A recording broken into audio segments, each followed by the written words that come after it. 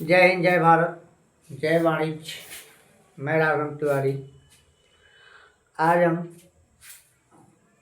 Class 12 economics एवं BCom banking का part देखेंगे। जो हम देख रहे थे सेंट्रल बैंक के अंतर्गत साख नियंत्रण की रीतियाँ। साख नियंत्रण की रीतियाँ के बारे में पढ़ेंगे। Method of credit control. Central bank किस विधि का प्रयोग करके साख का नियंत्रण करती है उसके बारे में पढ़ेंगे। साख नियंत्रण केंद्रीय बैंक के द्वारा साख नियंत्रण की दो विधियां प्रयोग में लाई जाती हैं। पहला है परिमाणात्मक साख नियंत्रण या मात्रात्मक साख नियंत्रण, क्वांटिटेटिव क्रेडिट कंट्रोल मेथड, और दूसरा है गुणात्मक अथवा चयनात्मक साख नियंत्रण रीति, जिसके क्वांटिटेटिव और selective central control credit control method. मतलब साख नियंत्रण की दो विधियां प्रयोग में लाई जाती है। उन दो विधियों के अंतर्गत पहले हम परिमाणात्मक साख नियंत्रण के बारे में पढ़ेंगे। परिमाणात्मक साख नियंत्रण में साख नियंत्रण की जो विधि है, सबसे पहली विधि है बैंक दर रीति। बैंक दर रीति जिसको हम कहते हैं बैंक रेट पॉलिसी। दूसरा है खुले बाजार की क्रियाएं, ओपन मार्केट ऑप्शनल। अगला है नकद कोषानुपात में परिवर्तन, change in cash reserve ratio CRR में परिवर्तन। और अगला है साविधिक तरलता अनुपात में परिवर्तन, change in statutory liquid ratio. परिमाणात्मक साख नियंत्रण के अंतर्गत बैंक दर रीति, खुले बाजार की क्रियाएं, नकद कोषानुपात में परिवर्तन, सावधिक तरलता अनुपात में परिवर्तन के माध्यम से बैंक केंद्रीय बैंक साख का नियंत्रण करती है। अब इसमें से आज के वीडियो में हम बैंक दर नीति के बारे में पढ़ेंगे।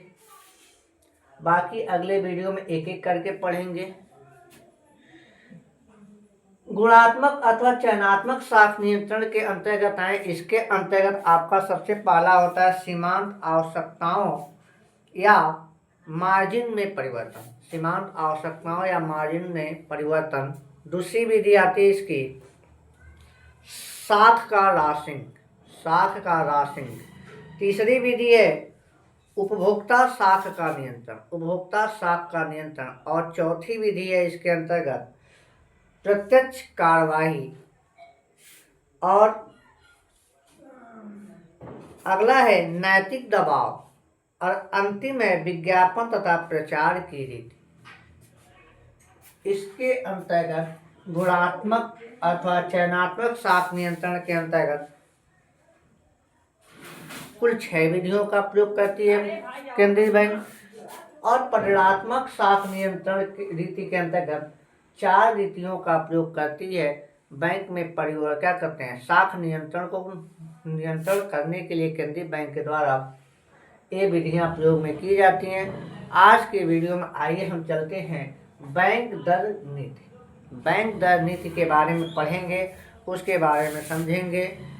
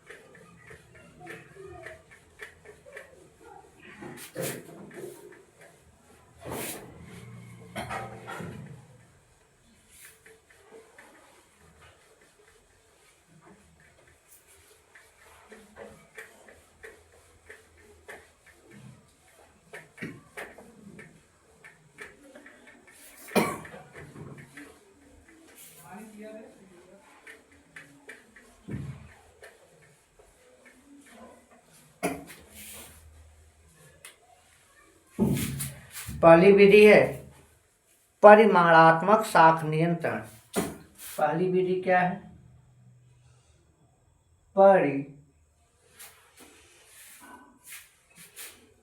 परिमाणात्मक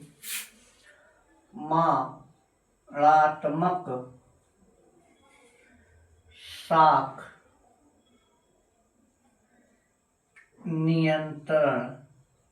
नियंत्रण या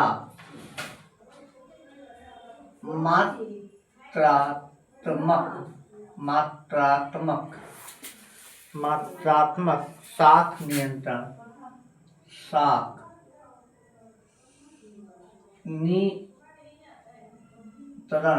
नियंत्रण रीतियां। इसके अंतर्गत हम सबसे पहले आएंगे बैंक दर नीति। बैंक दर नीति पहला इसके अंदर आता है बैंक दर नीति।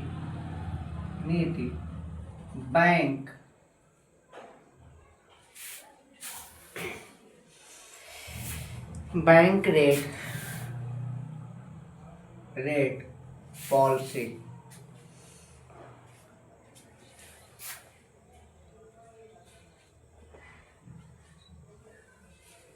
पहली विधि है, आइए सबसे पहले हम जानते हैं बैंक दर क्या होता है। बैंक दर क्या होता है? बैंक दर से आशय, बैंक दर से आशय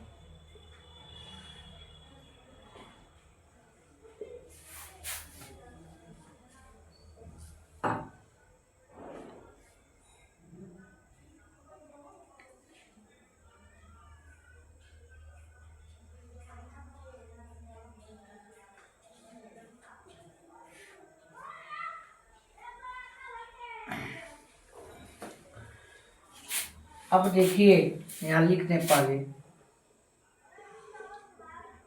बैंक दर से आशय, बैंक दर से आशय उस दर से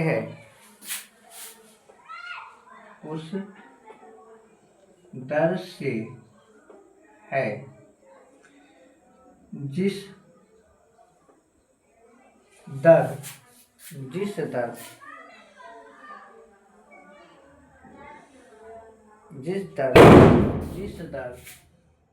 पर केंद्रीय बैंक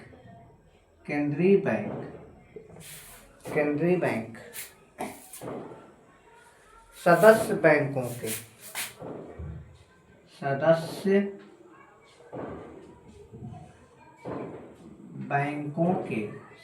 बैंकों के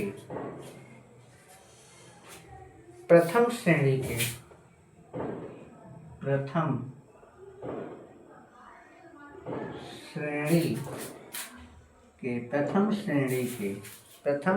के व्यापारिक बिलों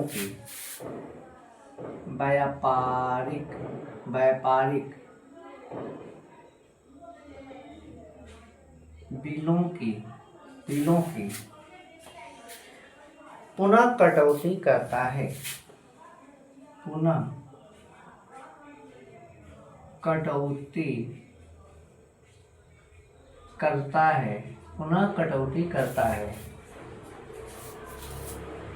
और उन्हें ऋण देता है और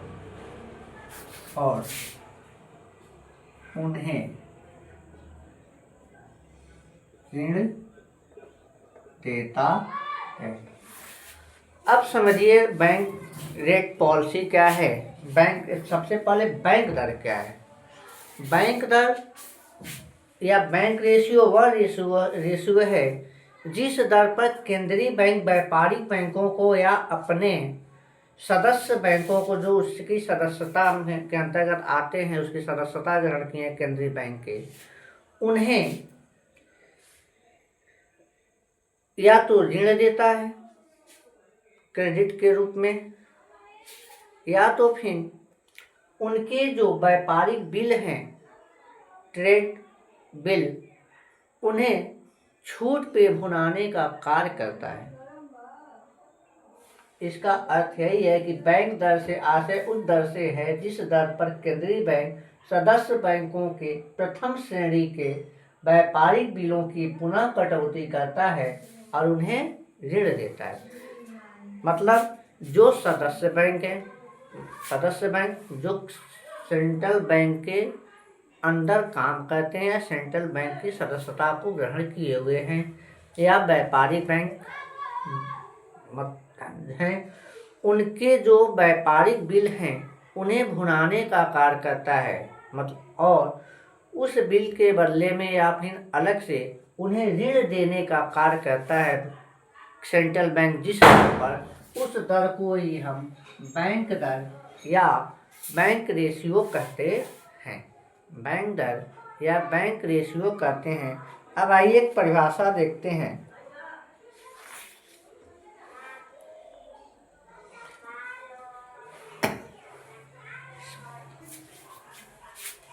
एक राइटर है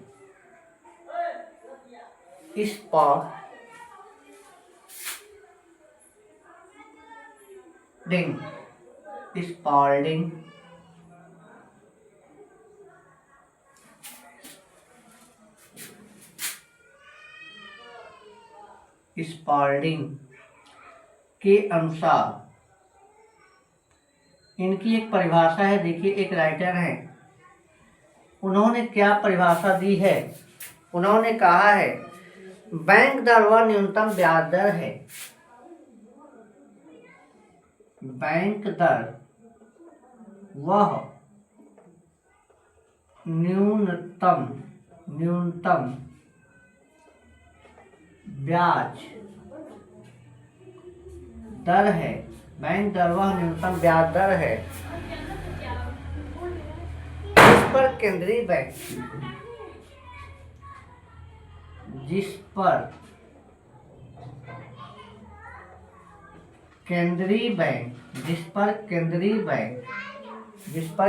बैंक अन्य बैंकों की स्वीकृति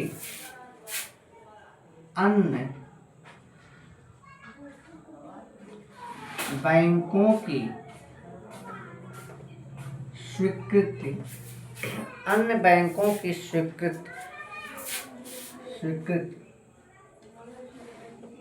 प्रतिभूतियां प्रतिभूतियों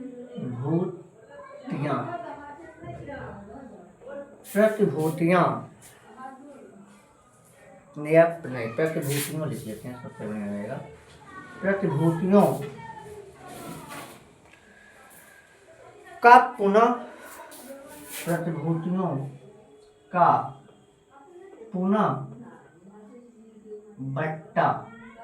बट्टा करता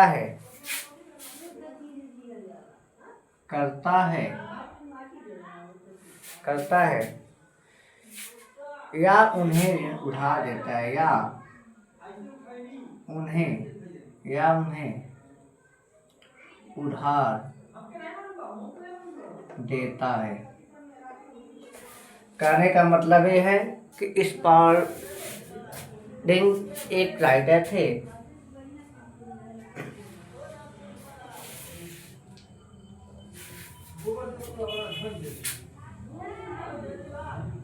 स्पॉल्डिंग एक राइटर थे।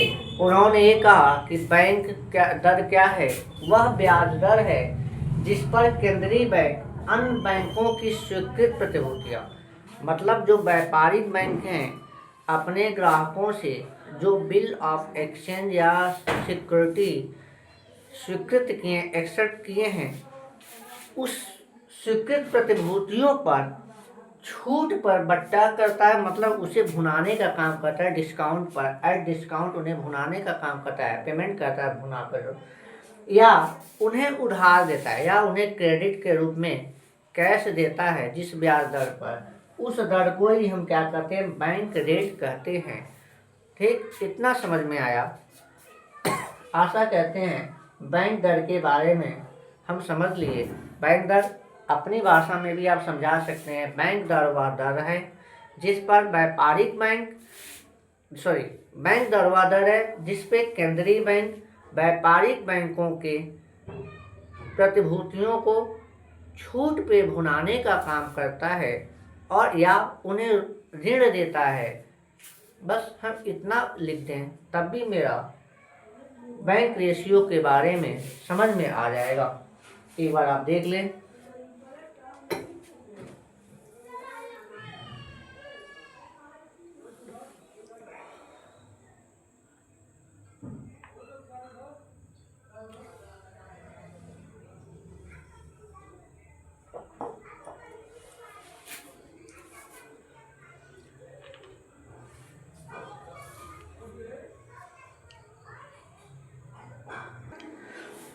आइए अब पढ़ते हैं हम। बैंक दर पढ़ लिए, बैंक दर क्या है। अब बैंक दर के माध्यम से साख का नियंत्रण कैसे व्यापारिक बैंक करता है, केंद्रीय बैंक करता है, उसके बारे में पढ़ेंगे। साख का नियंत्रण, process of the credit control, bank rate के माध्यम से कैसे करता है केंद्रीय बैंक, सेंट्रल बैंक। आइए उसके बारे में पढ़ते हैं। पहला है साख का विस्तार, expansion of the credit. Expansion of the credit, bank साख का जो विस्तार है, केंद्रीय बैंक जब चाहेगा कि वो साख का विस्तार करे, क्रेडिट बढ़े, एक्सपेंसिव हो, ठीक ना, तो उस दशा में वह बैंक दर को घटा देगा। उस दशा में क्या करेगा, बैंक दर को घटा देगा, जिससे क्या होगा, व्यापारिक बैंकों को कम दर पे अपने बिलों को भुनाने का स्वीकृति मिल जाएगी। वह व्यापारी क्या करते हैं, कम रेट दर पे वह व्यापारिक बैंक क्या करेंगे, केंद्रीय बैंक से बिलों को भुनाएंगे। तो इससे जब उन्हें कम दर पे ऋण मिलेगा तो व्यापारिक बैंक क्या करेंगे, अपने ग्राहकों को भी कम ब्याज दर पे ऋण देने की सुविधा प्रदान करेंगे, अर्थात कम ब्याज दर पे उन्हें ऋण देंगे, जिससे क्या होगा, मार्केट में क्रेडिट का एक्सपेंसिव होगा, मतलब साख का विस्तार होगा। एग्जाम्पल सुनना चाहते हैं। मान लीजिए बैंक रेट मेरा पहले 10%, जब पहले हमारा 10% रेट बैंक रेट हो तो उस कंडीशन में क्या होगा, उस कंडीशन में यही होगा कि व्यापारिक बैंकों को इस 10% छूट पर, ठीक ना, अपने बिलों को भुनाना पड़ेगा, जिससे उन्हें अधिक धनराशि देनी पड़ेगी। अपने प्रतिभूतियों के भुनाने के लिए बैंकों को, केंद्रीय बैंक को अधिक धनराशि देनी पड़ेगी, जिससे वह कम साख का सृजन कर पाएंगे, बाजार में साख को कम मात्रा में दे पाएंगे। क्योंकि जब वो 10% केंद्रीय बैंक को दे रहे हैं तो अपने जब ग्राहकों को ऋण देंगे तो इतना है, कम से कम 12% तो ब्याज दर अपना रखेंगे, ठीक ना। लेकिन केंद्रीय बैंक क्या कर दे, केंद्रीय बैंक 10% से घटाकर 9% कर दे, मान लीजिए 1%। अगर केंद्रीय बैंक ब्याज दर, बैंक रेशियो को 9% घटा के कर दिया तो उस दशा में क्या होगा, उस दशा में ये होगा, इनके पास 1% जो कैश है बच जाएगा। 1% जो कैश बचेगा तो यह अपने ब्याज दर में जो ग्राहकों को ऋण देंगे उसमें भी तो कमी करेंगे। मान लीजिए 1% कमी कर देंगे भी तो 11% पर कर देंगे। तो इससे क्या होगा, 1% कम करने का मतलब ये है कि साख का विस्तार होना शुरू हो जाएगा, मार्केट में साख बढ़ने लगेगा। एक एग्जाम्पल शुरू समझाए, बस आया समझ में। कहने का मतलब ये है कि साख का विस्तार जब केंद्रीय बैंक को करना होता है, वह अपने बैंक दर को घटा देती है। बैंक दर को घटाने के बाद क्या होता है, बैंकों को, व्यापारिक बैंकों को कम ब्याज दर पे प्रतिभूतियों को भुनाने की स्वीकृति मिल जाती है, जिसके कारण वे अपने ग्राहकों को भी कम ब्याज दर पे उधार देना चालू कर दे, ऋण देना चालू कर देते हैं, जिससे साख का विस्तार होता है, एक्सपेंसिव ऑफ क्रेडिट। अब देखिए इसका प्रभाव क्या होता है। साख का विस्तार, अगर व्यापारिक बैंक अपने क्या करते हैं, बैंक दर को घटाती है तो उस दशा में क्या प्रभाव होगा, उसके बारे में आइए जान लें। पहला प्रभाव होगा, व्यापारिक वर्ग प्रभाव इसका निम्न प्रभाव होगा। अब देखिए क्या क्या प्रभाव होता है साख के विस्तार की कंडीशन में। पहला होगा व्यापारिक व्यापारिक वर्ग व्यापारिक वर्ग अधिक मात्रा में अधिक मात्रा में ऋण लेना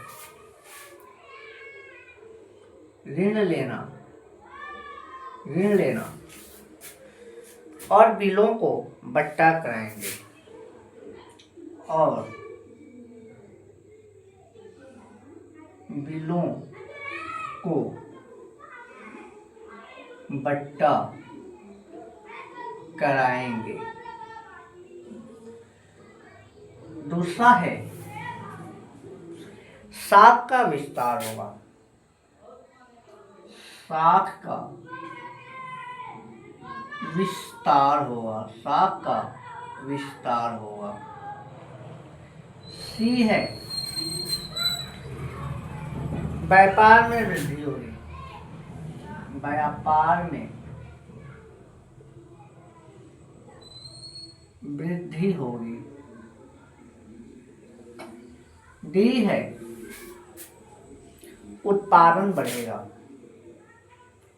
उत्पादन बढ़ेगा। और अंतिम होगा देश के अंदर मूल स्तर में वृद्धि होगी। देश के अंदर मूल्य स्तर में वृद्धि होगी। मूल्य स्तर में वृद्धि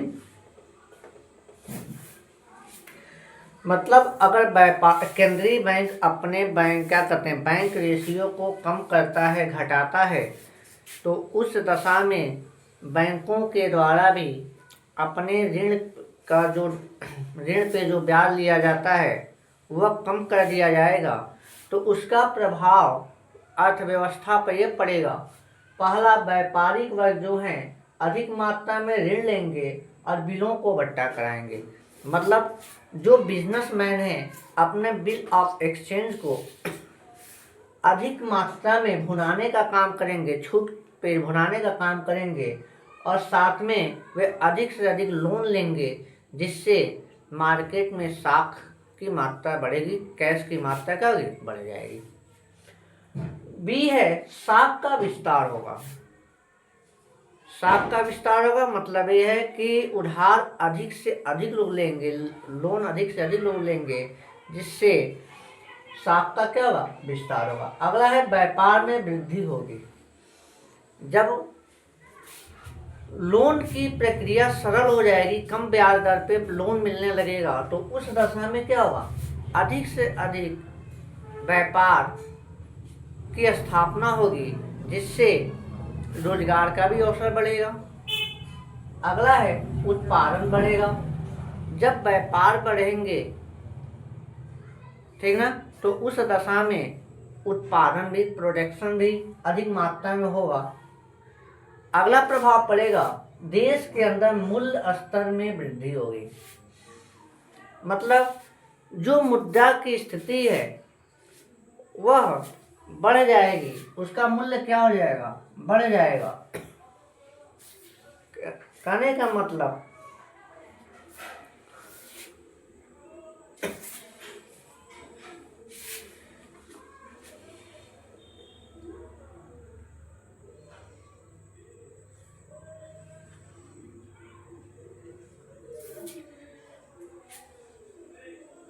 देश के अंदर जो मुद्रा होगा अधिक मात्रा में होगा जिससे व्यापार करने में भी सुविधा होगी और मुद्रा के माध्यम से अधिक मात्रा में साख का सृजन किया जा सकेगा। ये था साख के विस्तार के बारे में मेरा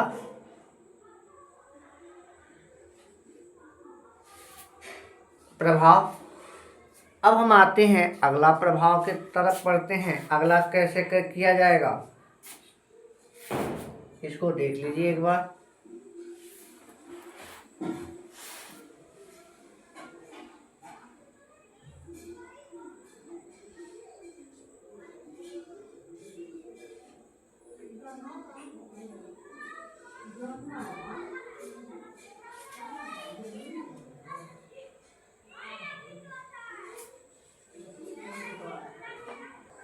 अब आइए, पहला क्या था, साख का नियंत्रण करने की प्रक्रिया के अंदर पहला साख का विस्तार था।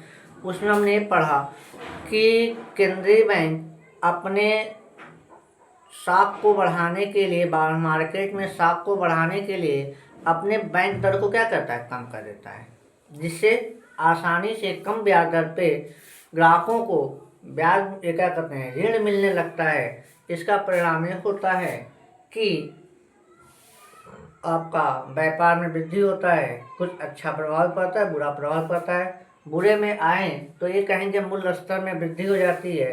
कहने का मतलब मुद्रास्फीति की स्थिति उत्पन्न हो जाती है, जिसका परिणाम ये होता है कि हर वस्तुएं महंगी हो जाती हैं, ठीक ना। जब मुद्रा सबके पास रहेगा अधिक मात्रा में, तो उस दशा में वस्तुओं के मूल्य क्या हो जाएंगे, बढ़ जाएंगे, ठीक ना। अगर ऐसी कंडीशन हो जाए जब वस्तुओं के मूल्य बढ़ जाएं, महंगे हो जाएं, ठीक ना, तो उस दशा में व्यापारिक बैंकों पे साख को नियंत्रण करने की आवश्यकता होती है। तो उस कंडीशन में जो दूसरी दशा है वो है साख का संकुचन, कंट्रोलेटिव ऑफ द क्रेडिट।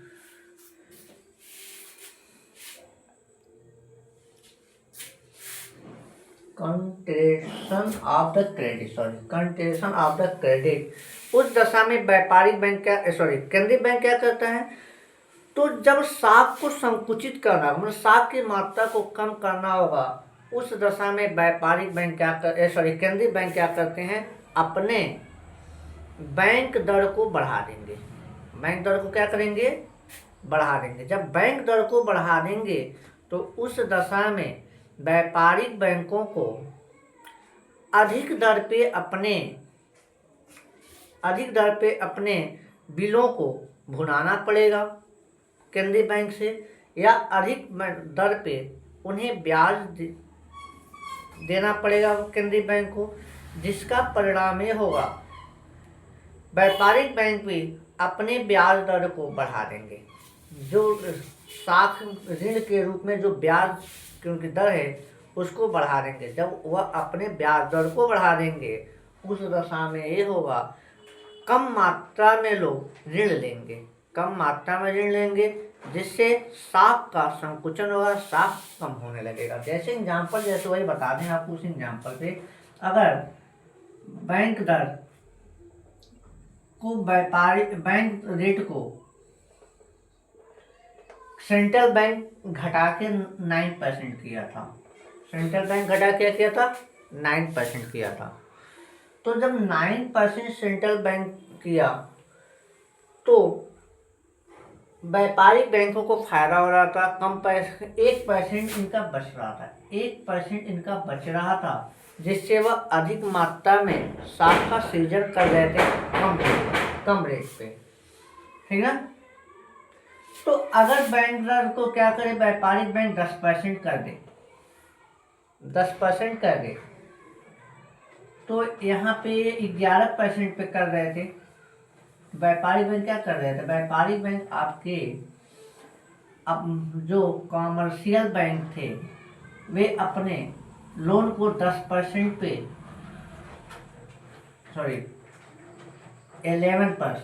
11% पे वो साख को सृजन कर रहा था। उनका जो ब्याज दर था 11% था। अगर व्यापारिक बैंक क्या किया, इसको बढ़ा दिया, 10% कर दिया, अर्थात 1% बढ़ गया। जब 1% बढ़ेगा तो जो कमर्शियल बैंक हैं उन्हें अपने बिलों को भुनाने के लिए व्यापारिक बैंक को 1% एक्स्ट्रा देना पड़ेगा ना। जब उन्हें 1% एक्स्ट्रा देना पड़ेगा तो ये भी अपने रेट को बढ़ाएंगे, 1%, 12% ब्याज करेंगे। तो जब व्यापारिक बैंक अपने ब्याज दर को बढ़ाएंगे तो उस दशा में जो लोन लेने की प्रक्रिया है वह कठिन हो जाएगी। कम लोग ही लोन लेंगे, जिससे क्या होगा, कम लोग लोन इसलिए लेंगे क्योंकि उन्हें कम, क्या कहते हैं, उन्हें अधिक ब्याज देना पड़ेगा। और जब कम लोग लेंगे तो ब्याज साख का संकुचन हुआ नहीं हुआ, साख नियंत्रण हुआ। जब साख नियंत्रण होगा तो यह कंडीशन क्या होगा, साख के विस्तार को रोकने, यह क्या कहते हैं, साख को नियंत्रण करने की प्रक्रिया के अंतर्गत आएगा। पहला क्या था, विस्तार करना था, दूसरा क्या था, संकुचन। विस्तार में ब्याज दर को कम कर देगा, जिससे कम व्यापारिक बैंक कम ब्याज दर पे अपने बिलों को भुनाएंगे और उन्हें अधिक और कम ब्याज दर पे वे साख का सृजन करेंगे। अगर संकुचन की दशा आएगी तो संकुचन की दशा में एक सेंट्रल बैंक अपने बैंक रेट को क्या करेगा, बढ़ा देगा, जिसके कारण व्यापारिक बैंकों को भी अपने ऋण की ब्याज को बढ़ाना पड़ेगा, जिसका परिणाम ये होगा कि साख का संकुचन होगा था, कम मात्रा में साख का सृजन किया जाएगा मार्केट में व्यापारिक बैंकों द्वारा। अब आइए संकुचन की दशा में क्या प्रभाव होते हैं। इसका निम्नलिखित प्रभाव होगा। इसका निम्न प्रभाव होगा। अब देखिए इसका क्या प्रभाव होगा मार्केट में, इकोनॉमिक के अंतर्गत, अर्थव्यवस्था के अंतर्गत इसका क्या प्रभाव होगा। सबसे पहला प्रभाव,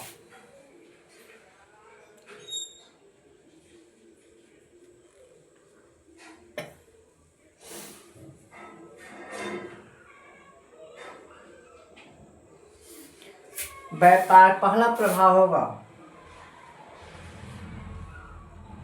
व्यापारिक वर्ग कम मात्रा में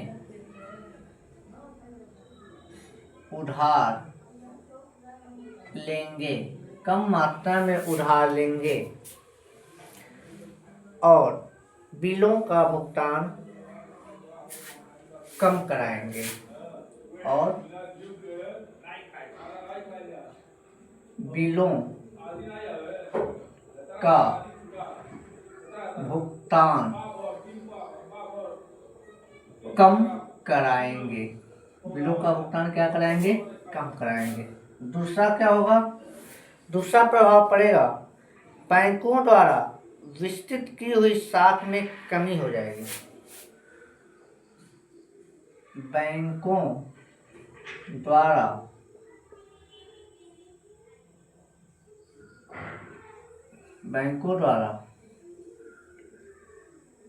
विस्तृत की हुई साख में कमी होगी। तीसरा प्रभाव क्या पड़ेगा, तीसरा प्रभाव पड़ेगा उत्पादन घट जाएगा। उत्पादन घट जाएगा। और चौथा प्रभाव होगा देश के अंदर मूल्य का स्तर गिर जाएगा। देश के अंदर मूल्य का स्तर गिर जाएगा। कहने का मतलब जब व्यापारिक बैंकों जब केंद्रीय बैंक अपने बैंक रेट को बढ़ा देगी तो उस दशा में व्यापारिक बैंकों पर प्रभाव पड़ेगा कि उन्हें अधिक ब्याज दर पर अपने बिलों को भुनाना पड़ेगा। दूसरी चीज़, जब उन्हें अधिक ब्याज दरों पर बिल को भुनाएंगे तो उन्हें कम धनराशि प्राप्त होगी। उस दशा में उन्हें अधिक मात्रा में अपने हानि को पूरा करने के लिए जो ऋण दिए जाएंगे जनता को, वह अधिक मात्रा पे, अधिक ब्याज दर पे दिए जाएंगे। तो ऐसे साख का नियंत्रण होगा तो इसका प्रभाव क्या पड़ता है? पहला पड़ता है व्यापारी बैंक कम मात्रा में उधार लेंगे। मतलब जो बिजनेस मैन होंगे, जब अधिक ब्याज दर होगा तो वह कम उधार लेंगे और बिलों को भी क्या करेंगे? कम भुनाएंगे और बिलों का भुगतान कम कराएंगे। ठीक ना। दूसरा है बैंकों द्वारा विस्तृत की हुई साख में कमी। बैंक जो अपने ब्याज दर को बढ़ाए थे, बैंक दर के कम होने पर की दशा में, उस दशा में वह अपने बैंक दर को क्या करें? अपने जो साख के वो बढ़ाए थे उस साख को क्या करेंगे? कम कर लेंगे। तीसरा है उत्पादन घट जाएगा। जब आसानी से पैसा नहीं मिलेगा, मार्केट में साख कम मात्रा में सृजन होगा, तो उस दशा में उत्पादन भी क्या होगा? प्रभावित होगा, उत्पादन भी कम होगा। अगला है देश के अंदर मूल्य का स्तर गिर जाएगा। देश के अंदर मुद्रा के मूल्य स्तर, जो मुद्रा होगी वह कम हो जाएगी, जिससे वस्तुओं के जो मूल्य हैं वह क्या हो जाएंगे? कम हो जाएंगे। ठीक ना। ये था मेरा साख नियंत्रण का प्रभाव जो बैंक दर के माध्यम से पड़ता है अर्थव्यवस्था पर, उसके बारे में पढ़े। अब आइए बैंक नीति के सफलता की शर्तें पढ़ते हैं। ठीक ना। बैंक नीति जो है, बैंक दर नीति जो है, उसकी सफल होने की क्या शर्तें हैं, किस शर्त के अकॉर्डिंग वो सफल होगा देश की अर्थव्यवस्था में, उसके बारे में पढ़ते हैं। इसको देख लें एक बार आप।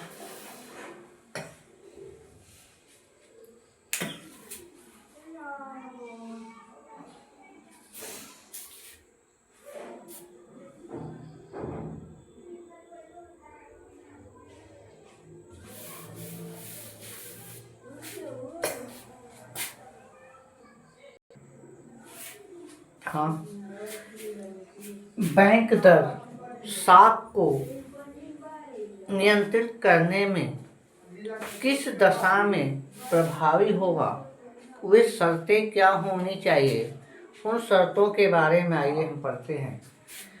पहला है देश की अर्थव्यवस्था लोचदार होनी चाहिए। देश की अर्थव्यवस्था लोचदार अर्थात अर्थव्यवस्था जो है देश की इस प्रकार होना चाहिए कि उसमें मुद्रा को हम आसानी से घटा सकें और आसानी से उसे बढ़ा सकें। जब देश में जैसी कंडीशन हो उसके अकॉर्डिंग मुद्रा को बढ़ाया या घटाया जा सके, इस कंडीशन में अर्थव्यवस्था में हो तब जाके ब्याज दर साख को नियंत्रित करने में सहायक होगा। दूसरी कंडीशन है मुद्रा बाजार में प्रचलित अन्य ब्याज की दरें बैंक दर में होने वाले परिवर्तन के अनुरूप होनी चाहिए। मतलब मुद्रा बाजार जो मनी मार्केट है उसके अंतर्गत जो भी ब्याज दरें हैं वह बैंक दर में होने वाले परिवर्तन के अनुरूप हो। मतलब बैंक दर में जो परिवर्तन हो रहे हैं उसका प्रभाव मनी मार्केट मुद्रा बाजार में जो दर रेट है उसमें भी प्रभाव पड़े तो ही क्या कहते हैं बैंक दर आपका प्रभावी होगा साख नियंत्रण में। तीसरा है व्यापारिक बैंक को केंद्रीय बैंक पर निर्भर होना चाहिए। तीसरी कंडीशन ये है कि किसी भी देश की अर्थव्यवस्था में जो कॉमर्शियल बैंक हैं वह सेंट्रल बैंक पे डिपेंड हो, अतः सेंट्रल बैंक के अकॉर्डिंग ही उन्हें चलना है, तब जाके व्यापारिक बैंक साख का नियंत्रण कर पाएगी। अगला है उद्यमी और व्यापारिक वर्ग का दृष्टिकोण बैंक दर के अनुकूल होना चाहिए। जो बिजनेसमैन हैं या जो कंपनियां उद्यमी व्यापार करने वाली संस्थाएं हैं उनका जो नज़रिया हो बैंक दर के अनुकूल हो। मतलब बैंक दर घटे तो वह अधिक मात्रा में ब्याज लें, बैंक दर बढ़े तो वह कम मात्रा में ब्याज लें। मतलब जो व्यापारिक बैंकों का ब्याज अगर बढ़ जाता है बैंक दर घटने पर तो बैंक दर घटने पर व्यापारिक बैंकों का जो ब्याज दर होता है कम हो जाता है, तो वे अधिक मात्रा में ब्याज ऋण लें, और अगर ब्याज दर बढ़ जाए, बैंक दर बढ़ जाए, तो उस दशा में व्यापारिक बैंक अपने ऋण ब्याज दर को बढ़ा दें, तो उस दशा में व्यापारिक बैंक जो उद्यमी कंपनियां हैं वो क्या करें, कम मात्रा में ब्याज लें। मतलब बैंक दर के में जो भी परिवर्तन हो रहा है उस परिवर्तन के अकॉर्डिंग ही उद्यमी और व्यापारिक बैंकों का दृष्टिकोण होना चाहिए, तब जाके व्यापारिक बैंक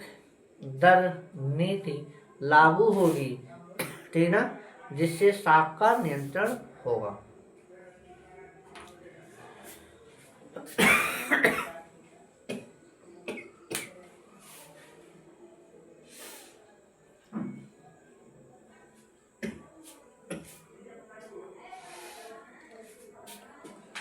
अगले वीडियो में खुले बाजार की क्रियाओं के बारे में पढ़ेंगे। आशा करते हैं ये टॉपिक आपको समझ में आया होगा, वीडियो भी अच्छा लगा होगा। अगले वीडियो में मिलते हैं नए टॉपिक के साथ। तब तक के लिए जय हिंद, जय भारत, जय वाणिज्य।